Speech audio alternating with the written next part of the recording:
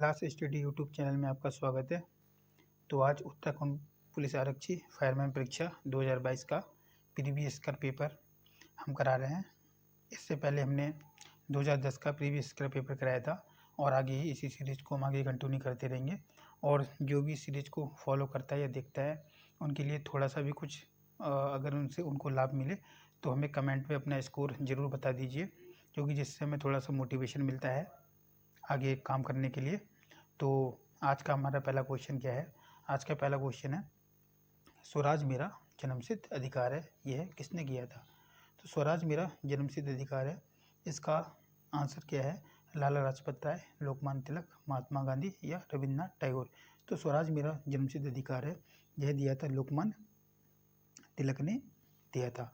और महात्मा गांधी ने क्या बोला था? महात्मा गांधी ने करो या मरो का नारा दिया था। यह कब दिया था? 1942 में यह नारा दिया था। और लाला लाजपत राय को ओल्ड मैन ऑफ इंडिया कहते हैं। और रविन्द्रनाथ टैगोर ने कौन सा अपना राष्ट्रगीत को गाया था? नेक्स्ट क्वेश्चन है, अलीगढ़ मुस्लिम विश्वविद्यालय के संस्थापक कौन थे? तो अलीगढ़ मुस्लिम विश्वविद्यालय के संस्थापक डॉक्टर जाकिर हुसैन, मौलाना आज़ाद, सर सैयद अहमद या मोहम्मद अली जिन्ना। तो अलीगढ़ मुस्लिम विद्यालय के संस्थापक थे सर सैयद अहमद। भारत का राष्ट्रीय पुष्प है गेंदा, गुलाब, डहलिया या कमल। तो भारत का राष्ट्रीय पुष्प कौन सा हो जाएगा? भारत का राष्ट्रीय पुष्प हो जाएगा कमल। और उत्तराखंड का राष्ट्रीय पुष्प कौन सा है? यह है ब्रह्म कमल। और इसका वैज्ञानिक नाम क्या है? इसका वैज्ञानिक नाम है सुसोरिया अवलंगेटा। ठीक है, थोड़ा सा लिखने में प्रॉब्लम है। नेक्स्ट क्वेश्चन है, भारत में निम्नलिखित में से सबसे बड़ी लोकोमोटिव फैक्ट्री कहाँ पर है? वाराणसी में है, चेन्नई में है, कपूरथला में है या चित्तरंजन में है?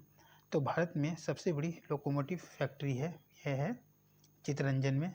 और चित्तरंजन कहाँ पर पड़ता है? चित्तरंजन पड़ता है यूपी में। भारत में उप राष्ट्रपति का चुनाव कौन कराता है? लोकसभा के सदस्य, राज्यसभा के सदस्य, राज्यसभा और विधानसभा के सदस्य या लोकसभा और राज्यसभा के सदस्य। तो भारत में उपराष्ट्रपति का चुनाव कराते हैं लोकसभा और राज्यसभा दोनों के सदस्य मिलकर कराते हैं। जो हमारा संसद होता है, संसद हमेशा दो चीज़ों से मिलकर बना होता है। संसद लोकसभा और राज्यसभा से मिलकर बना होता है। लोकसभा को हमेशा निम्न सदन कहते हैं, और राज्यसभा को उच्च सदन कहते हैं। इन दोनों से मिलकर क्या बनता है? इन दोनों से मिलकर बनता है सांसद। नेक्स्ट क्वेश्चन है, भारत की प्रथम महिला अध्यक्ष कौन थी? सरोजिनी नायडू, विजय लक्ष्मी या अरुणा आसफ अली या एनी बेसेंट। तो कांग्रेस की प्रथम महिला अध्यक्ष कौन थी? यह थी एनी बेसेंट थी, एनी बेसेंट। राज्यसभा विघटित मतलब राज्यसभा को कब विघटित कर सकते हैं? तो राज्यसभा को कभी विघटित नहीं कर सकते हैं, 2 वर्ष के बाद, 3 वर्ष के बाद या 5 वर्ष के बाद। तो राज्यसभा को हम कभी विघटित नहीं कर सकते हैं। डायबिटीज एक रोग है जिसे पेशाब में होता है। अगर ये क्वेश्चन है, ये हैं जनरल साइंस के हैं, जो कि जिनको एग्जामिनर ने जीके में इंक्लूड करके दिया है। डायबिटीज एक रोग है जिसमें पेशाब में होता है नमक, शर्करा, प्रोटीन व वसा। तो इसका आंसर क्या हो जाएगा? डायबिटीज मतलब मीठा खाने से। मीठे को क्या कहते हैं? शर्करा मतलब चीनी। विश्व में सबसे विशाल महाद्वीप कौन सा है? उत्तरी अमेरिका है, दक्षिणी अमेरिका है, एशिया है या यूरोप है? तो विश्व में सबसे बड़ा महाद्वीप कौन सा है? सबसे बड़ा महाद्वीप है एशिया। सबसे बड़ा महाद्वीप कौन सा है? एशिया महाद्वीप है। और एशिया महाद्वीप के अंदर कौन कौन आता है? एशिया महाद्वीप के अंदर हमारा प्यारा भारत भी आता है। नेक्स्ट क्वेश्चन है, बच्चों में सूखा रोग मतलब रिकेट्स किस विटामिन की कमी से होता है? Vitamin A, vitamin B, vitamin C या विटामिन डी। तो बच्चे में सूखा रोग होता है विटामिन डी की कमी के कारण, विटामिन ए की कमी के कारण। हमने जो इससे पहले 2000 की सीरीज कराई थी उसमें भी इसी टाइप के क्वेश्चन आए थे। तो विटामिन ए की कमी से होता है रतौंधी रोग होता है, रतौंधी रोग होता है। विटामिन सी से जितने भी हमारे जो त्वचा रोग होते हैं, स्किन रोग होते हैं। और विटामिन बी से किसी किसी के चेहरे में जो बाहर मतलब पिंपल वगैरह निकलते हैं, यह उनकी ही कमी से होते हैं। नेक्स्ट क्वेश्चन है, वायुमंडल में ऑक्सीजन की मात्रा कितनी है? 18% है, 21% है, 78% है या 39% है? तो वायुमंडल में ऑक्सीजन की मात्रा कितनी है? 21% है। आप इस सीरीज कराने का मेन मोटिव क्या है कि आप पेपर के लेवल को समझ सकें कि एग्जामिनर किस साइड कराने का मेन मोटिव क्या है। इस सीरीज को कराने का मेन मोटिव है कि आप पेपर के लेवल को समझ सकें।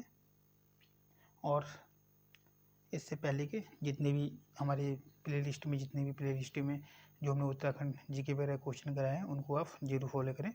तो नेक्स्ट क्वेश्चन क्या है, पोंगल किस राज्य का चर्चित पर्व है?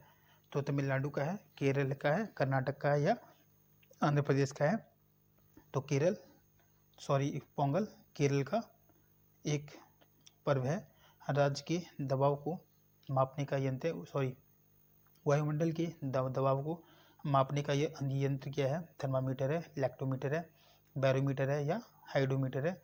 तो वायुमंडल के दबाव को मापने किससे मापा जाता है? इसको बैरोमीटर में मापा जाता है। थर्मामीटर से हम क्या नापते हैं? थर्मामीटर से बुखार को मेजर किया जाता है। जो डॉक्टर के पास जो मीटर होता है उसको थर्मामीटर कहते हैं। लैक्टोमीटर से दूध की शुद्धता को मापा जाता है। और हाइड्रोमीटर से हम ह्यूमिडिटी मतलब कि आर्द्रता को मेजर करते हैं। निम्नलिखित में से किसे विटामिन ए का अच्छा स्रोत माना गया है? गेहूं को, चावल को, दाल को या गाजर को? तो इसका आंसर क्या हो जाएगा? गाजर हो जाएगा। नेक्स्ट क्वेश्चन है हमारा, ओणम किस राज्य का प्रमुख त्योहार है?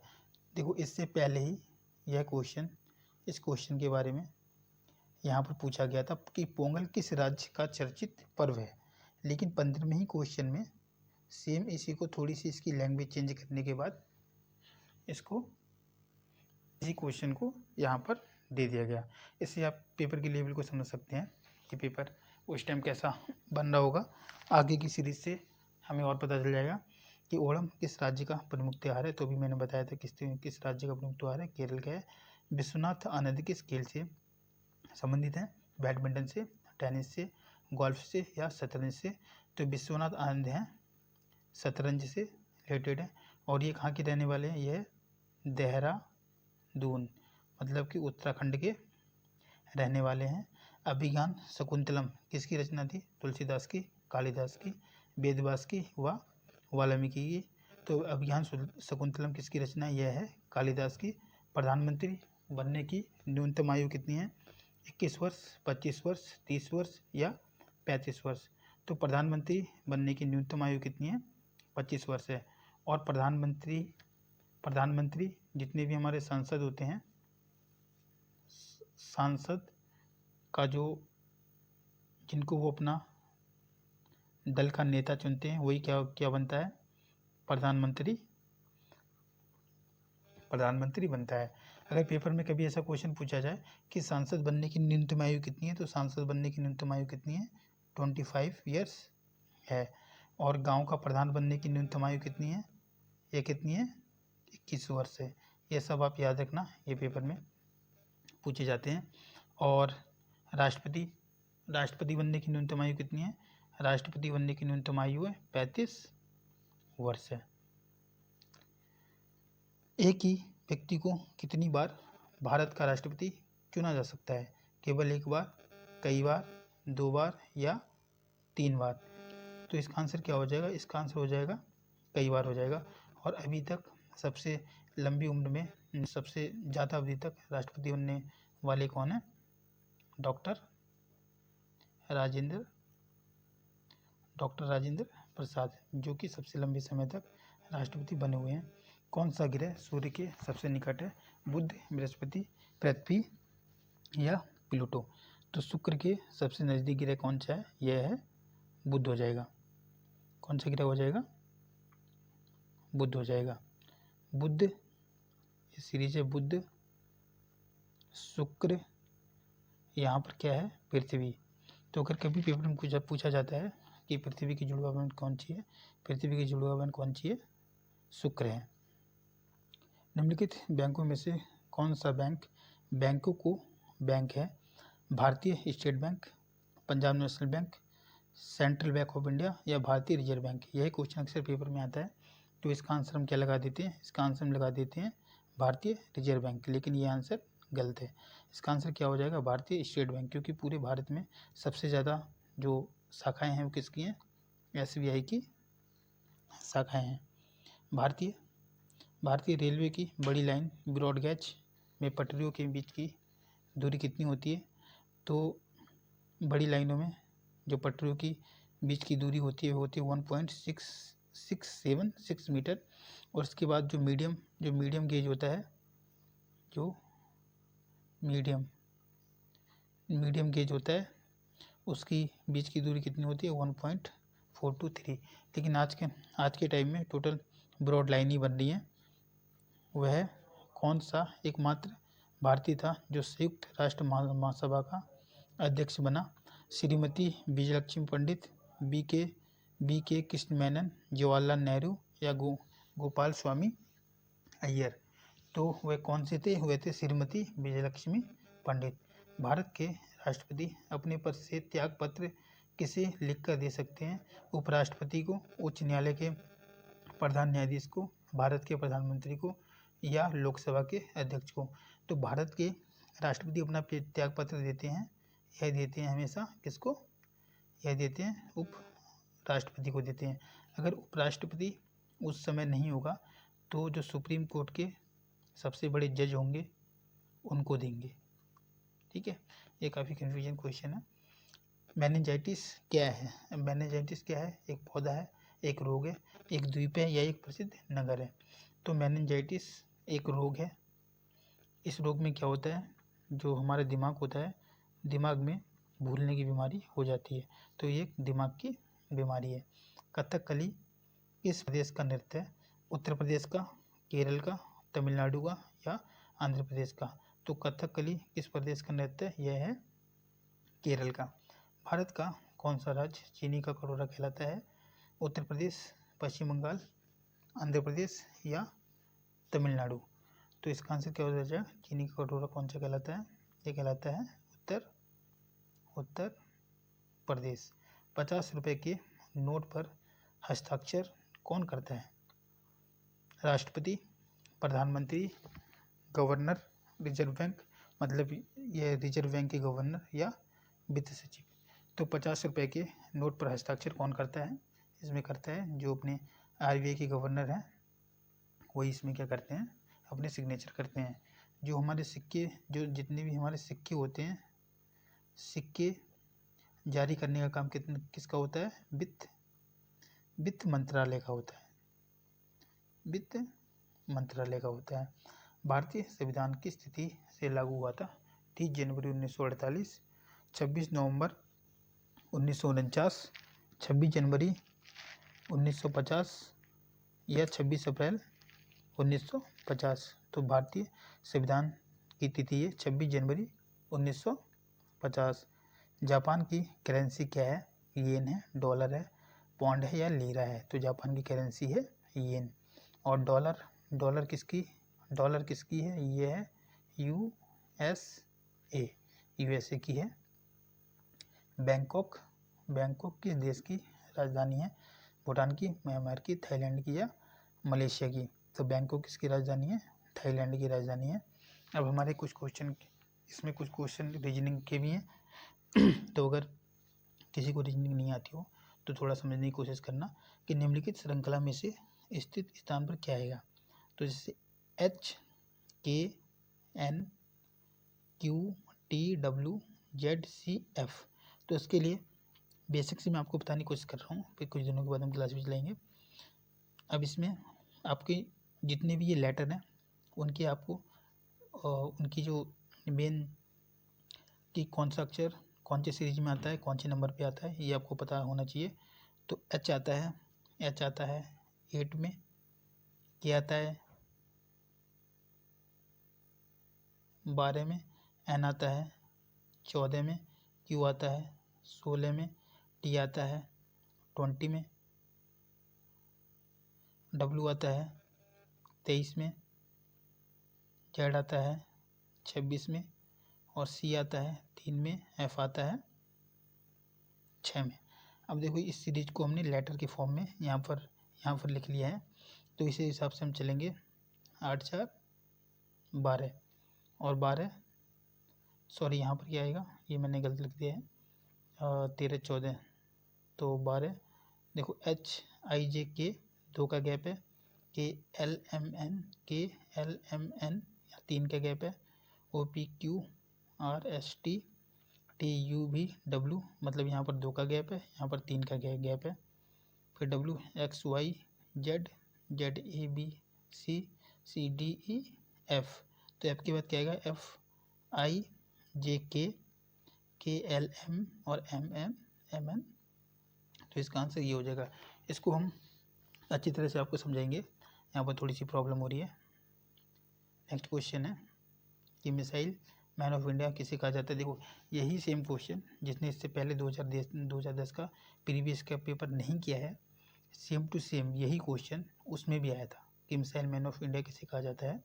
जिसने भी नहीं देखा है वो 2010 का प्रीवियस का पेपर जरूर देख ले, एग्ज़ाम के लिए बहुत महत्वपूर्ण है। क्योंकि कोई भी जब संस्था पेपर बनाती है तो इससे पहले जितने भी आज से प्रीवियस ईयर के पेपर हुए हैं उसमें से क्वेश्चन कहीं ना कहीं जरूर लेती है।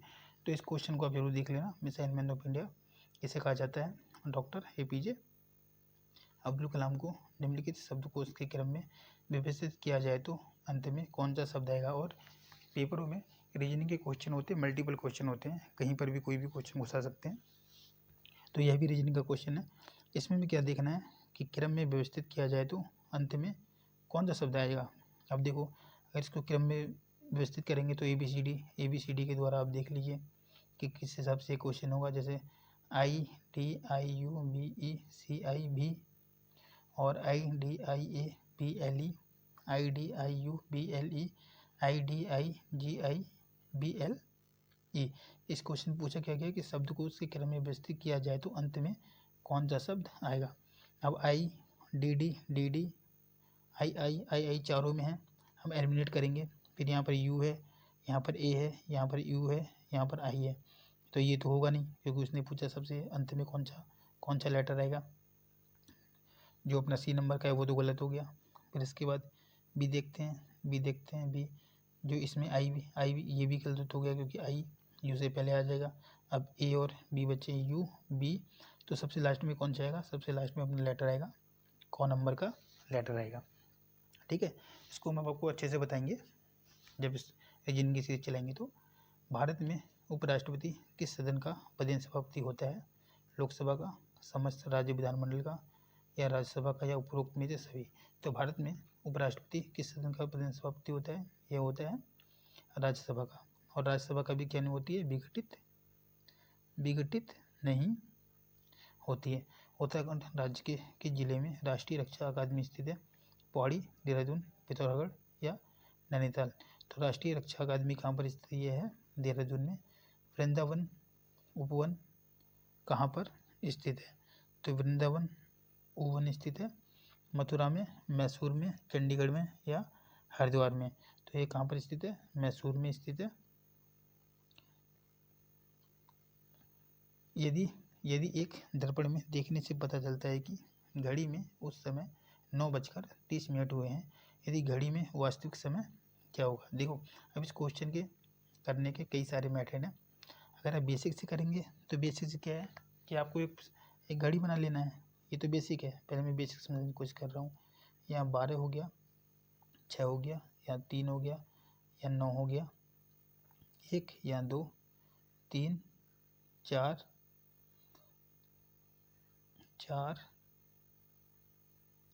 थोड़ा बड़ा बनाता हूँ। देखो यहाँ हो गया 12, 1 2 3 4 5 6 7 8 9 10 और 11। क्वेश्चन में कह रहा है कि अगर घड़ी में 9:30 हुए हैं, घड़ी में अगर जब 9 बजेंगे तो बिल्कुल 9 और 12 के बीच मिनट और सेकंड की जो डायरेक्शन होगी बिल्कुल क्या होगी, वर्टिकली होगी। लेकिन यहाँ 9:30 बजे की बात कर रहा है, तो 9:30 बजे होंगे तो घड़ी मिनट की सुई कहीं 9 और 10 के बीच में होगी, और जो मिनट की सुई है वो कहाँ पर होगी, 6 के बिल्कुल 6 यहाँ पर है, ठीक है। 6 की बिल्कुल कहाँ पर होगी, 6 की बिल्कुल क्या होगा, सीधा होगा, 6 के बिल्कुल सीधा होगा। तो इस हिसाब से ये कह रहा है कि घड़ी में वास्तविक समय कितना होगा। हम दर्पण में देख रहे हैं, तो अगर हम इस सुई को यहाँ पर उठा के रख दें, इस सुई को हम यहाँ पर, यहाँ से यहाँ 10 11 12, तो यहाँ 12 1 2, अगर हम इस सुई को यहाँ पर रख दें, यहाँ पर, तो मिनट की सुई तो चेंज हो जाएगी, लेकिन घंटे की सुई क्या रहेगी, वही रहेगी, ठीक है। तो हमारा ये कितना हो जाएगा, ये हो जाएगा कि घड़ी में वास्तविक समय क्या होगा। तो घड़ी में वास्तविक समय होगा कुछ 2:30 बज रहे होंगे, मतलब ये 2:30 हो रहे होंगे। लेकिन अगर पेपर में ऐसे क्वेश्चन को इस टाइप से करेंगे तो हमें काफ़ी ज़्यादा समय हो जाएगा। तो इसके लिए मैं आपको एक ट्रिक बताता हूँ। कभी भी ऐसा क्वेश्चन आए तो आप क्या करना, यदि एक दर्पण में देखने से आपको पता चलता है कि घड़ी में उस समय 9:30 हुए हैं, तो घड़ी में वास्तविक समय क्या होगा। कभी भी ऐसा क्वेश्चन आए तो आप 11